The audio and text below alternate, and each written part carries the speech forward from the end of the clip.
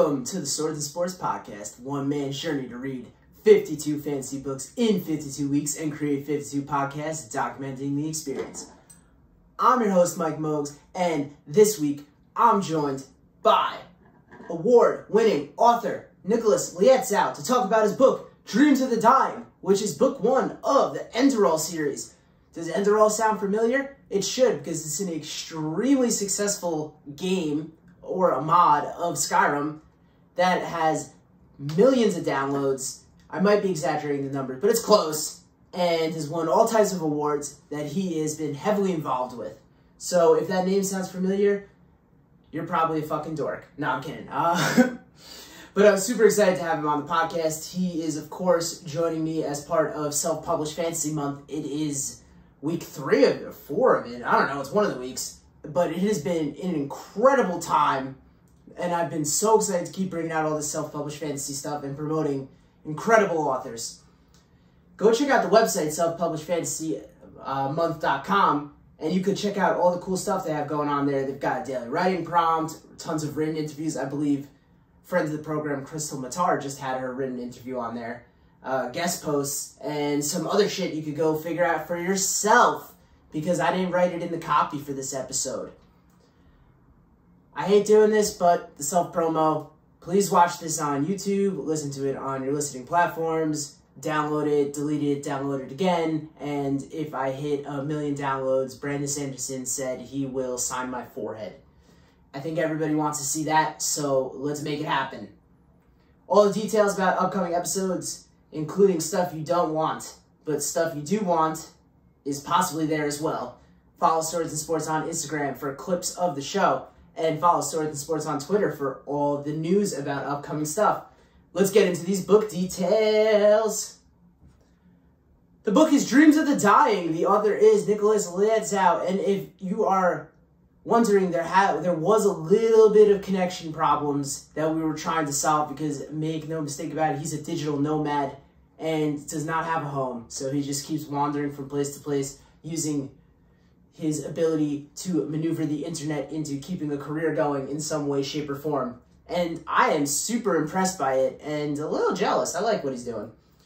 The series is the Enderal series. The book was published on October 28th, 2020. And we talk about it in the interview, but he had a ton of problems publishing this thing. Shout out to Ingram for fucking that one up. It is 728 pages, an absolutely ambitious start for a self-published fantasy book, but I honestly can fairly say that it's one of the cleanest copies that I think I've ever experienced. As I said, the publisher is self-published, otherwise it would not be featured in this month.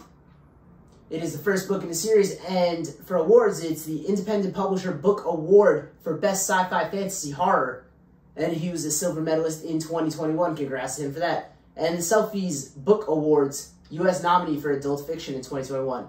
So he's doing the thing. As always, this podcast contains spoilers. It contains spoilers for Nicholas's Dreams of the Dying. If you haven't read the book yet, consider this your warning. Once again, if you have not read the book yet, this podcast contains spoilers. Without further ado, my friend Nicholas Lietzau.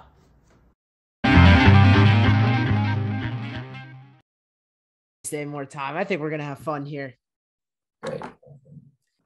All right. This week, I'm joined by Independent Publisher Book Award silver medalist Nicholas Lietzau to talk about his book, Dreams of the Dying, which is book one of the Enderal series. And he's here as part of Self-Published Fantasy Month. So first off, welcome to the show. Hi, thanks for having me. He's doing his best not to look directly at his computer because he's got an interesting setup because he's a digital nomad. But questions number one, would you say the mark of having made it as an author is when someone makes smutty artwork of your characters? No, well, I guess it's humbling in a way. It's kind of weird, but yeah, I guess you could say that. Depends on your values, I think. I mean, it's an interesting concept, right? You come up with these characters, you write about them, and then someone decides to go erotic with them, and then you're looking at them and you're like, well, I made these things. Kind of interesting.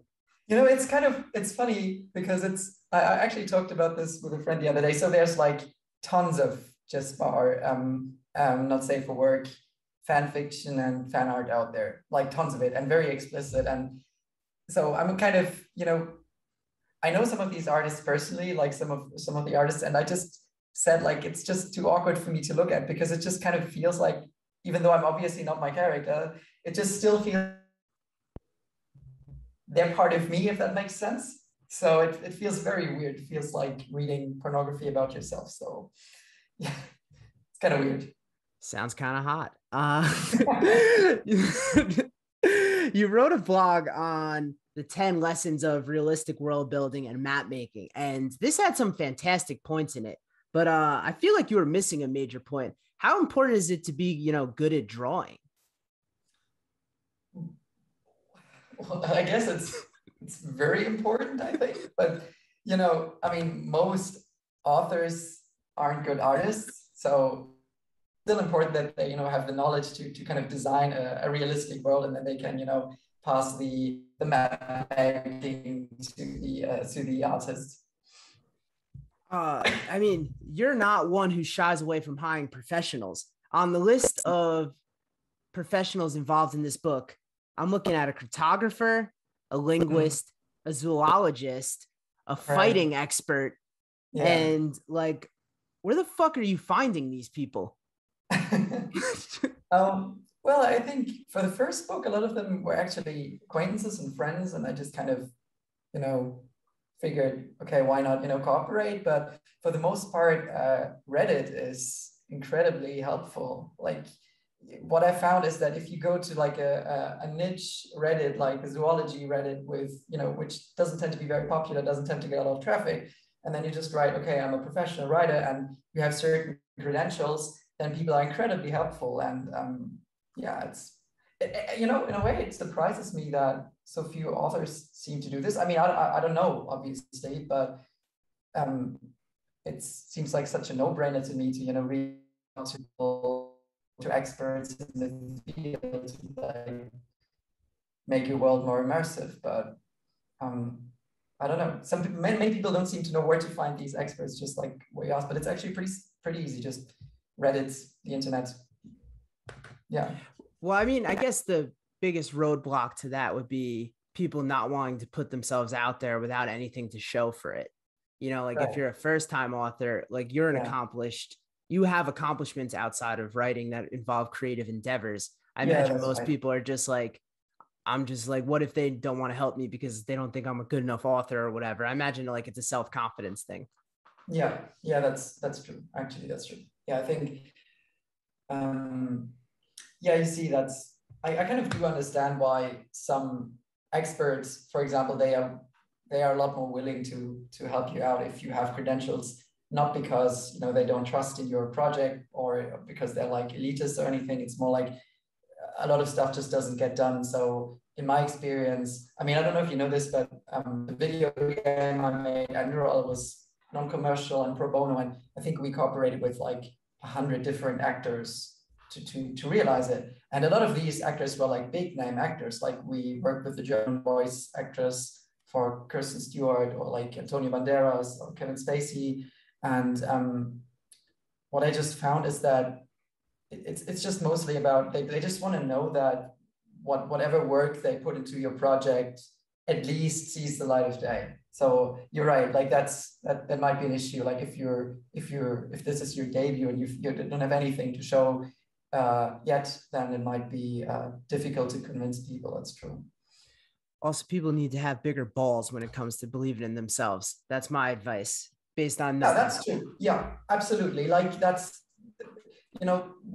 for example, to go back to Enderal, when we did like the English voiceover, we were well known in the German gaming community, or like especially the voice acting community by then, but we didn't know anybody, and we didn't have any super hard credentials in the English VA community. And so at some point I also kind of felt, I just thought, okay, why not just Google or why not just look up the credits for Skyrim or any other big name game. And I just kind of reached out to them, and I was just like kind of brazen enough, and they turned out to be incredibly helpful, even though they didn't know our project, So you're absolutely right. Sometimes it just takes balls, I guess.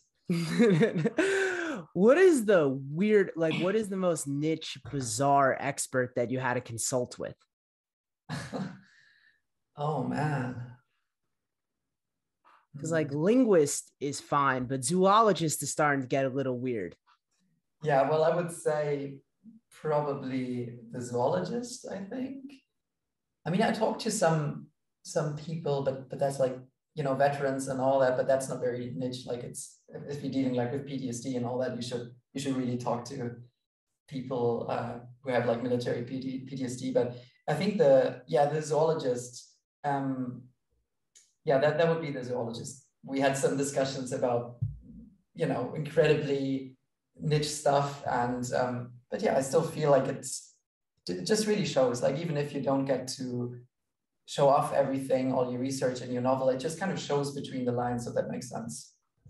Definitely. You can fill out the world in a way that I guess is hard to replicate if you only have a surface level understanding of something. Exactly. Yeah, that's right. So I feel obligated to ask this because it is self-published fantasy month. What does that mean to you, and what does self-publishing mean to you? You could take that question wherever the hell you want. You could say I hate it or whatever, but it is part of the month. Well, I would say that probably my motivations for self-publishing were probably a little different from most authors. I'm not sure, maybe not, but for me, I never even considered, you know, going like the traditional route, because I work in the games industry, and, you know, every day I kind of have to work with producers and meet other people's expectations, and, you know, ask any game writer and they will tell you that game writing is like 90% about finding the best compromise, which is kind of good practice in a way. But I just found that, you know, I didn't want that in my side projects and my books. Like, I wanted a complete creative control, and, you know, even though that has its own risks, obviously, because, you know, there's no quality control, or like, you know, there's nobody stopping you from putting out some really bad stuff. But for me, indie writing or self-publishing is mostly about creative freedom. And, you know, I kind of find it exciting, because it's true that obviously in self-publishing, there might be some really bad stuff out there. But on the other hand, you get like a very pure artistic vision, you know, like, because there's no gatekeeping. So I think it offers a tremendous potential, and creative freedom, and yeah, responsibility, I guess. It also, you know, you have to do a lot of stuff on your own, like marketing, and you have to be very realistic about your skills, and try not to be arrogant, stay humble, because you know, you need an editor, even though you don't necessarily need him to put out the book. You should get one. So yeah, I think it's very exciting, to be honest. I think it's great. Especially, I get the feeling that as a German writer publishing in the English speaking market, like it's probably even harder to find an agent, because people just see German and they assume that you can't write in English, obviously. So it just kind of opens up the market to a lot of unique voices, I think. Yeah, I think within 10 pages, nobody would even know that you're a German writing English. It's completely seamless. Thank you very much. You know, you mentioned the self-publishing thing, and you could have problems with that, right? Like, you encountered a huge fiasco with your pre-orders. Yeah, that was horrible. Yeah, that was, well, what happened was, I don't want to talk bad about anyone, and obviously I will. So I'll just try to keep it vague. But yeah, I ran into some issues with my publisher in Spark, and, you know, strictly speaking, it's not their fault, but I feel like they didn't handle the situation that well. Like, essentially what happened is that I hadn't, you know, uploaded the final manuscript. So when you enable pre-orders, they start sending out printing the copies 10 days in advance. And it's true that it does say that in on the FAQ page, but that's the only place where you find it, at least back in 2020. So I kind of missed that because there's like no timer. But in a way, I guess, yeah, that was clearly my fault, you know, if you want to be realistic about it. But I just, after a while, it was just frustrating because I just couldn't get a hold of anyone. And, you know, I just spent hours over hours in customer service hotlines. And that was very frustrating. And I just kept losing money. You know, people just, they just kept printing my books. And I think all in all, like the whole thing must have cost me like 6,000 euros at least. Fuck. Because I had a lot of pre-orders, like, thankfully. Yeah, yeah, that was horrible. And it's a good lesson. Probably the only situation where you didn't want pre-orders ever. That's right. Yeah. I mean, I even told people to cancel their pre-orders, which again, you know, kind of wrecked my launch because, you know, it's all about Amazon algorithm. Like you want to get as many sales on day one, but that obviously didn't work out because a lot of people canceled their pre-orders. But yeah, that's just how it is. Well, you're incredibly positive about it. Now I am. Yeah, I get at the time, maybe not so much. I have to imagine you worked on an extremely popular game, and you know, like the basic question is, what is a mod? But we don't need to get into that. You go research it if you really want to find out. So you worked on this game, and it's extremely popular, and it has like a loyal fan base. So you write this book based on the world of it. Was there anybody, you know, I'm sure people were excited, you know, people like engaging with the world in different ways. Was there anybody who was like pissed that you like fucked with it? You mean whether they were frustrated with what exactly? That you just wrote a book based on this world and it's like, well, this isn't part of the lore or whatever. Oh, good question. Not really. I think not really. I think most of this sort of criticism came from people who hadn't played the game. Like, you know, I don't want to mention it's not good style to comment on reviews, but there was like a recent review that kind of accused me of being a cash grab and kind of writing this book as like a game manual, which is just so absurd because I didn't make a single cent of this game, even though I spent 8 years of my life developing it. So most of the fans, they were incredibly positive about it. Some of them were, I think there were like singular voices every now and then who said that, you know, didn't feel like genuine or something, but no, that was the minority. I mean, I have to say that the Enderal fan base is just beyond amazing. Like I know every creator probably says that about their fan base, but like I can tell you that well, yeah. Well, I can tell you that the Enderal fan base is, they are incredibly loyal. Like that's insane. Like the amount of patience they had even after all these delays, and even after, you know, I had some people, I'm not even kidding, like I had a patron who had paid for the book and he got the placeholder copy. He refused to take my free replacement and instead offered to send me $100 just to kind of get me through tough times. That's insane. I refused because it was just too much, but man. Yeah, that could have started into a sugar daddy relationship. I think you missed out on some cash on that one. Yeah, it is kind of a crazy dynamic. I guess we should address that then. How big of a cash grab was it? Not at all. You know, it was, I guess, you know, I won't lie, like at first. So when I first started this book, I think back in 2018, I'm not sure if you know this, but it started out as like a web novel, right? Yes. So and back then the idea was, you know, less of a cash grab than, you know, a way of, you know, testing the waters and just, you know, honing my skills as a novelist as opposed to as a game writer. But once I finished the web novel, I just saw so many flaws with it. And then I thought, okay, you know, if this is going to be my debut, then I want it to be really good. And then I started from scratch, you know, not exactly from scratch, but I just did some significant rewrites. You know, some of the flaws that the web version had are still in the main novel, still in the physical edition. So I wasn't able to fix all of it. But at some point, I would say when I started, you know, the big rewrite, it just became like a passion project, you know, also deals with some serious topics that are important to me. And so I don't know. It sounds like a very cliche thing to say, but I don't think I'm that good at, writing cash grabs.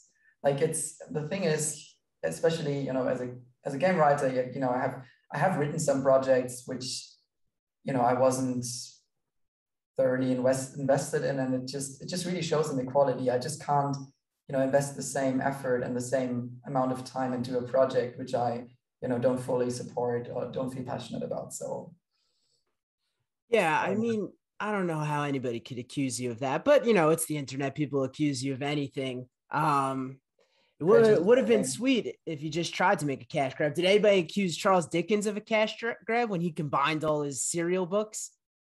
Not that I know of. Right. So people keep things in perspective. You have an IMDb page. That's pretty cool. Oh yeah, I do. Yeah, I do. I didn't set it up. Someone else set it up for me. Which is pretty cool. Is that what everyone says? No, it's really true. I will admit that someone created a page for Enderal, the game, and the page, the Wikipedia page, like keeps referencing me, and the name is in red, which kind of means that there is no page yet. And so I figured, okay, why not? Why can't I just I'll just create like a basic page which just says like my birth name and all that. But then they rejected it because apparently I'm not like notable enough, and I thought like whatever. One day, maybe. Start the campaign to get him a Wikipedia page. I'll be the first to hop on that. Whoever listens to this, please do it. No, I don't. That is hysterical. This is gonna come out of left field, but I had it written down, so I'm gonna ask it. Can you talk more about this wild ass date you went on where you snuck into a castle? How do you know about that? I asked the person you went on the date with. No, I'm kidding. I saw it somewhere. Oh, well, I'm not really curious. Well, that was in northern Germany. We were just hiking. It's very romantic. Like it was one of these moments where, life just becomes really cinematic all of a sudden, and you didn't plan for it to happen. And so that was in Rheinland-Pfalz, which is a beautiful hiking area. It's all mountains and old castles. There are like tons of old castles in this area. And yeah, the castle was actually just closing up, and it was sunset. Sounds super cheesy, I warned you. But and then we thought like, oh, wait, we really want to go in there. And then we just kind of climbed, like there was like a secret entrance. Again, it sounds absurd, but there, I swear to God, there was like this secret entrance to the side, all like spider webs and all that in the tunnel, and that tunnel kind of led up to the wall, and then we could climb like the tower, and then we had like dinner there, and it was very romantic. Sometimes that kind of stuff happens. You just have to get lucky, I guess. The irony is, you mentioned it's like cinematic. Well, if you were writing that cinematic experience, it would not have been as sweet as that. That's right. Yeah, because if you write stuff like that in fiction, it just comes off as, over the top, sentimental. Like sunset and the castle and like the secret tunnel, that's just too much. So, at least like make the sky, add some clouds or something. Right. This is a dumb question. On August 2nd, 2020, did you really meet Pikachu in Cologne? I did. It was nice. We had a great conversation. No, that was just like a cosplay artist, but yeah, I did actually. It's kind of funny. It wasn't the real Pikachu. My disappointment is tremendous. So I can imagine. Okay. Did you ever get a copy of the essay that student wrote using Enderal as a cultural text example on their exit exam? Oh man, you're well informed. I might have. I'm not sure. I might have. That means you didn't read that shit. Huh? That means you didn't read that shit if you got sent it. I mean, I might have missed the email, but actually I'm quite curious about this. Like, back in high school, I always thought like, oh man, all this, people like interpreting writers and, making wild assumptions about their subconscious. I thought it was like so over the top, but then people started interpreting Enderal, and I will tell you, like, some of the stuff I learned about myself through like these reviews and these analysis, that was like amazing. Like, Like you can look it up. Like it's just really funny. Like there's just some stuff in there that I wasn't aware of that, and then that. So yeah, I actually think like literary critics, like that sort of literary analysis, it's very valuable, and it can be valuable to the authors. Like, I mean, obviously sometimes it's just a bit out there and it's not always accurate, but sometimes it's very helpful actually. What I think it would have been hysterical if you got sent that essay and then you were like, this would have failed if I was the teacher. I'm sure it was great. So last question before we get into some book questions, and this will be familiar. Did you really get infected with a parasite? Oh man, how do you know? This is nuts. Yes, I did, unfortunately. I don't want to go into detail, but it was very nasty and it took me like 9 months to get rid of it. What? Horrible. It was crazy. 9 months? 9 months. Yeah, all the medicines failed and the doctors were clueless. And oh man, I wouldn't wish it upon anybody. So, whoa, but good thing. I'm healthy now. Yeah, and you're looking great. Yeah, for some reason, I think that's the lighting. No, I mean, you've got some excellent pictures of yourself out there. Whoever is your photographer deserves a raise. Oh, I will tell him. That's actually the guy who I got this camera from. He's the one who helped me. My friend, my brother's flatmate, actually. He's a professional brother's flatmate in this room. Hello, brother's flatmate. No, I don't know. You're really pointing at somebody. No, I was just kind of pointing in the direction. All right. Let him know. I'm ready for some book questions. As always, these questions do contain spoilers. So if you haven't read Dreams of Dying yet, first off, what the fuck are you doing? And second off, get on that. How the hell has Jaspar entertained himself having insomnia for 11 years? Lots of books, I suppose. He doesn't have an iPhone. That's true. Well, and he doesn't have a Kindle either. So I don't know. Like, you're probably lots of overthinking stuff. He's that kind of guy. Why do afternoons trigger his suicidal thoughts?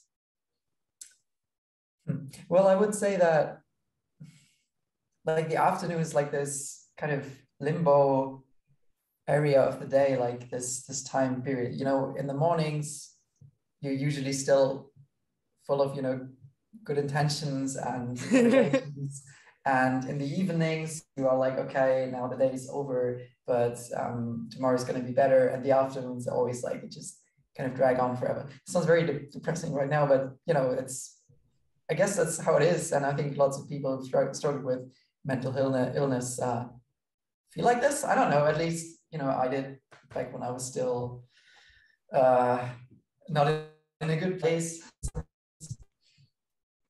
All right. Makes sense. Did anyone consider that Jaros might just be faking to get some time off? No. People were suspicious of his for some reason, many people suspected his wife, to be behind all this, but no.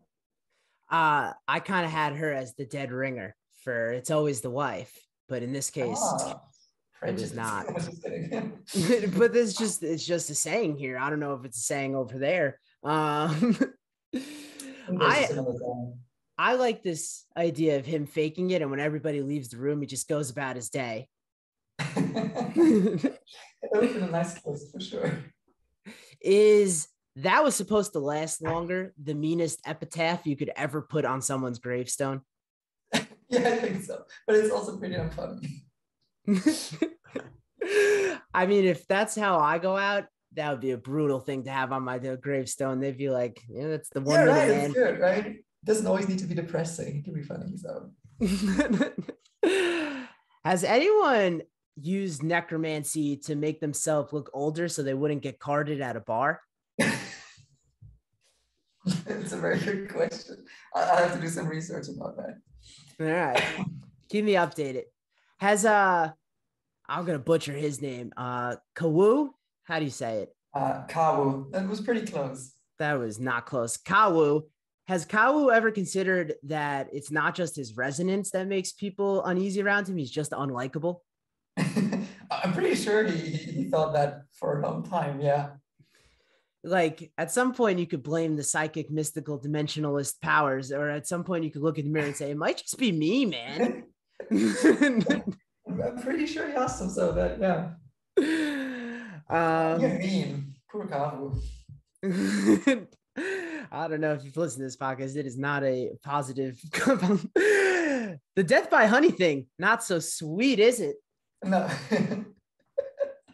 Not so sweet. No. Sounds like a dessert. I think who says that? I think it says it's not a dessert or something. Yeah, it sounds like a dessert, but it's not pleasant or something like that. Yeah, that was my it was basically me stealing that joke and doing a worse job of it than you did in the book. I like that. That's what you can expect. Did you just think like what sounds the most fucked up? And I'm gonna put that as the punishment? No, actually, that was like it was rumored to be like an execution method somewhere in, I think, the Middle East or something, in Persia, I think.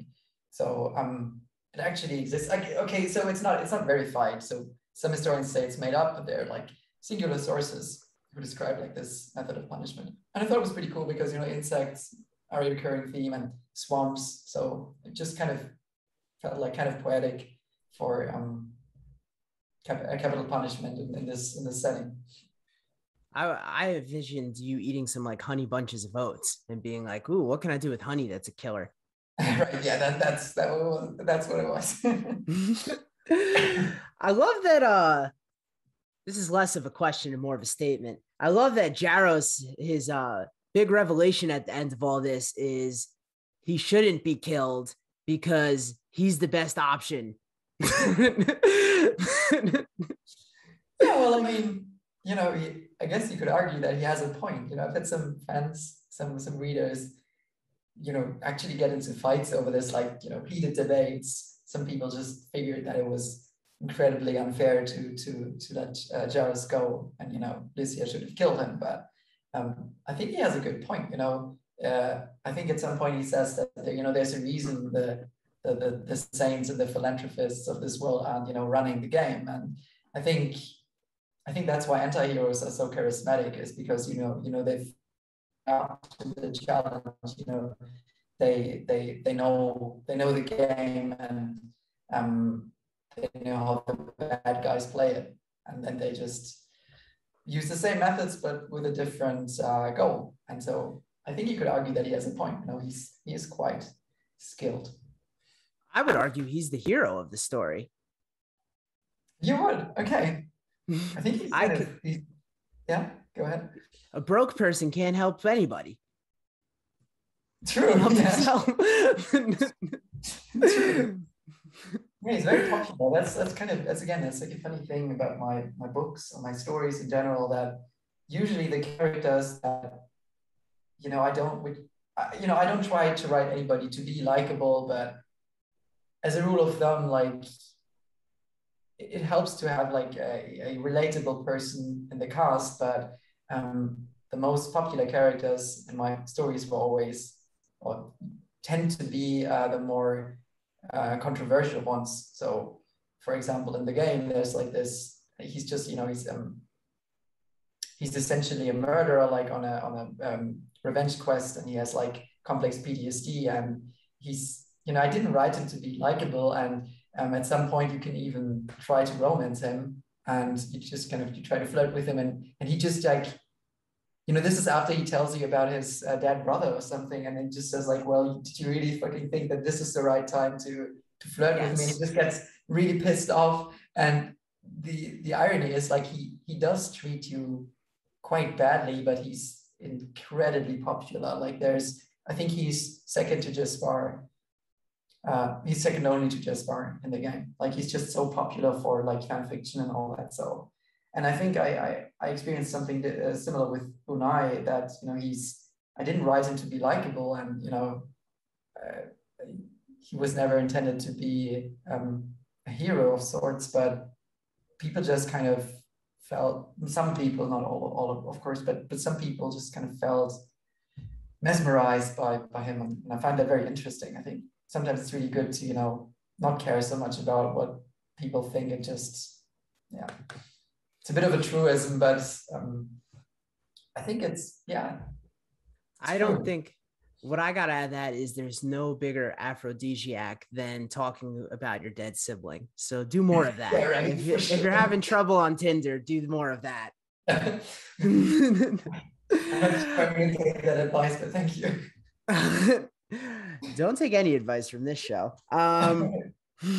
In his defense, I want to make this clear. In his defense, yes, his actions caused the death of his lover and unborn child, but his boots were really expensive. And if he had to dish that out once a month.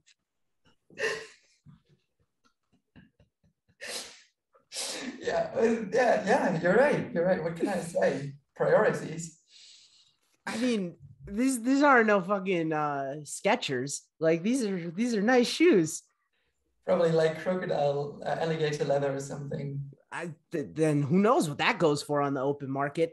Oh no! Real stats and all that. So,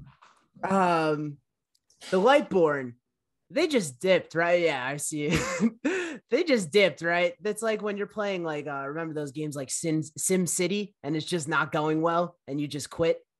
Yeah, I know comments because it's a plot point. I can't say anything without. They're out. They gave up on it. It became too much work. The Golden Soil Decree. In hindsight, maybe not so great for the people, but great idea. You think? I think Nestle is doing something similar right now. Yeah, they're having fantastic success. Yeah, it's great. People love them. Everybody loves them. Their worldwide distribution is through the roof. Absolutely. But like, it's awesome. You could buy a Pebble, and that's your Pebble. Like, you could buy the smallest piece of land if you could be an entrepreneur. Like, if you just want one alleyway in the jungle or something, that's yours. True. You can sell pebbles, I guess. Is there anybody post-revolution who like put money into some land and then this decree got rescinded, who are like, fuck? I'm sure there were a couple, yeah. Actually, yeah, I haven't thought about that now. Yeah. You like pool together with your 10 neighbors and you take on this like little plot on the beach, and then you're like, well, now we're screwed. I'm sure they're gonna figure something out. Start with rice wine, then tackle the absinthe. Isn't that the opposite of ice before liquor before beer, and then you're in the clear? I'm not sure. I don't know. I just kind of made that up. I've never actually tried absinthe, so it's supposed to be very strong. So maybe the advice should be don't try absinthe? Yeah, maybe. All right. One of the things I do on this show is I pitch novella ideas, and nobody ever wants them, but I'm going to do it anyway.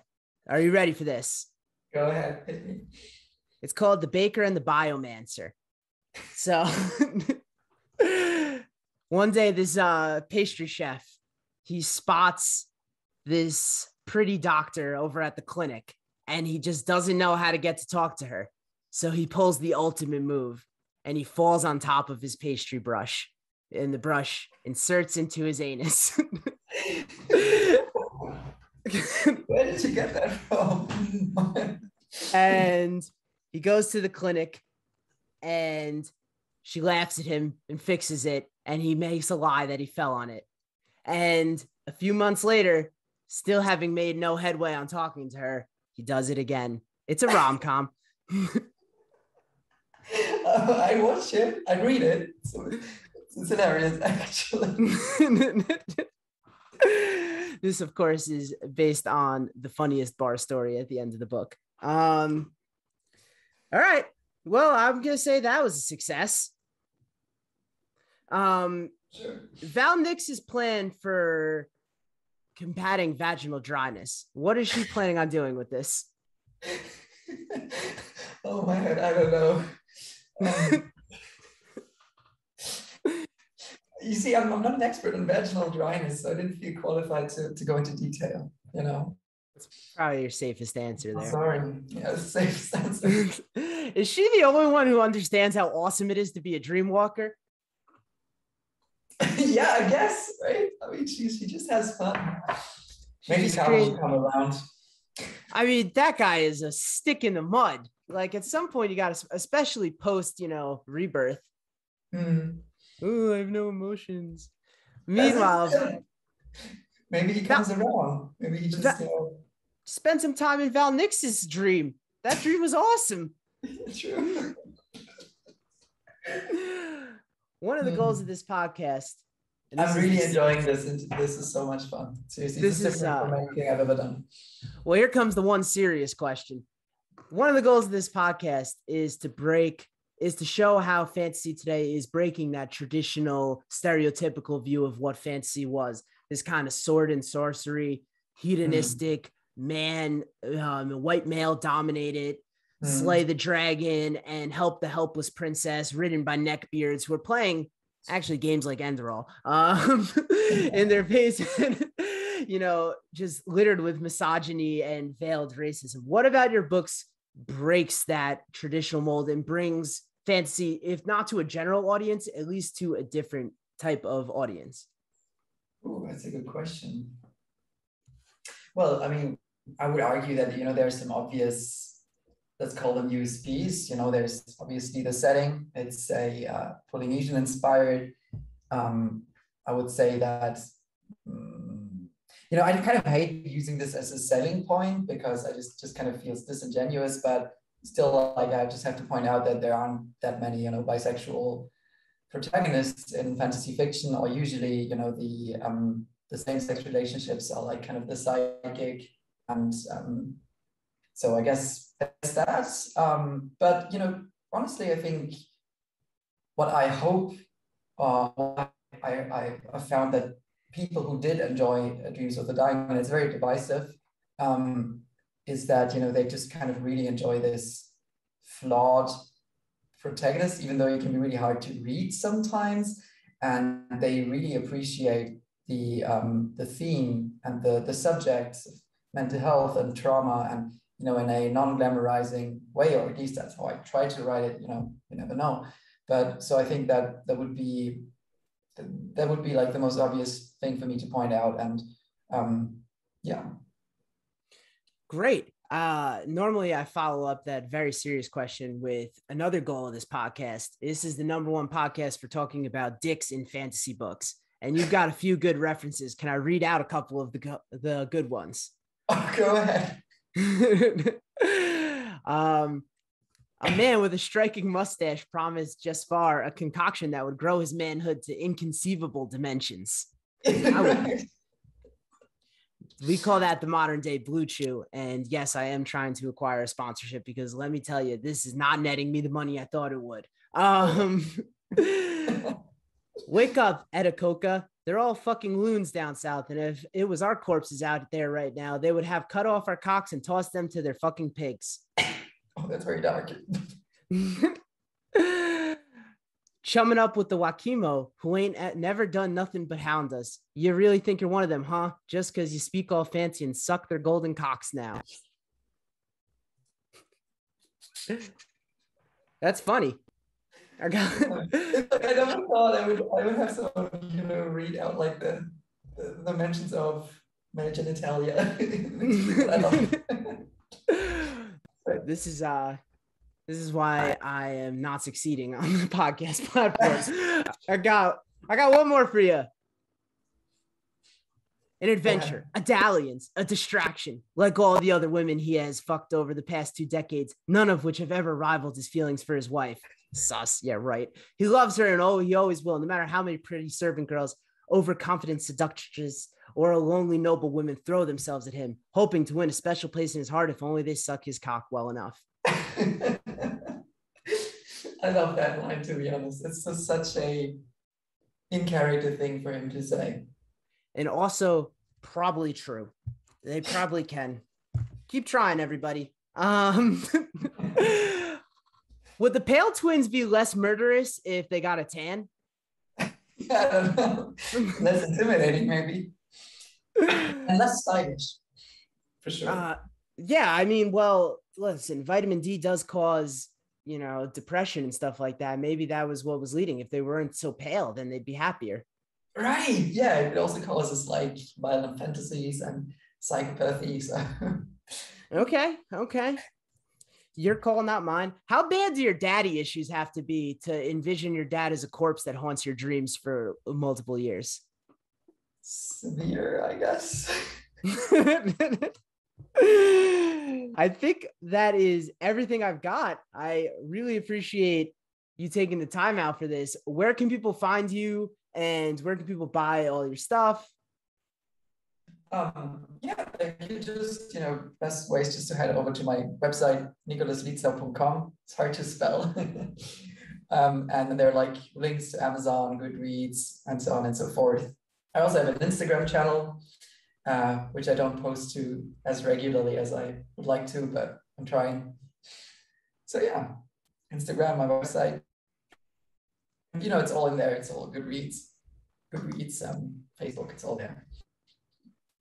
Yeah, thank you. That was fantastic. Also, download Enderal so that you can be involved. I really appreciate it, and I'll talk to you soon. Thank you. Nicholas was awesome. I had a ton of fun getting the chance to talk with him. I do really admire the amount of work he puts into, it seems like every project he does. He doesn't really half-ass anything. He's an extremely talented individual, and I really do predict great things coming for him because he's got an insane work ethic and the talent to back it. They say the crossroads where talent meets hard work is where you become an overachiever, and he is an overachiever. Let's talk about it. Books on the horizon. I couldn't even say that seriously. Books on the horizon. I am beyond excited to close out Self-Published Fantasy Month, which I think has been a resounding success, with Colt from the North by D.W. Ross.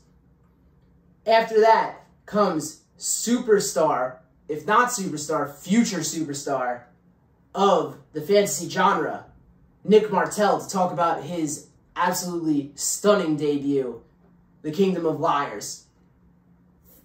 Following that, and you would think it'd be hard to follow that, but I've managed to do it, is another incredible book, The Obsidian Tower by Melissa Caruso. Then I have Under the Pendulum Sun by Jeanette Nang. And then The Stone Knife by Anna Stevens. I can't believe the goddamn authors that are coming on this show. I don't think if any of them did any research on the show prior to coming on, they would agree. But for some reason, they keep agreeing. And it's become like word of mouth name dropping. So I appreciate that. And I appreciate all you who keep listening and making this a ton of fun to do. Keep on reading or something. Peace.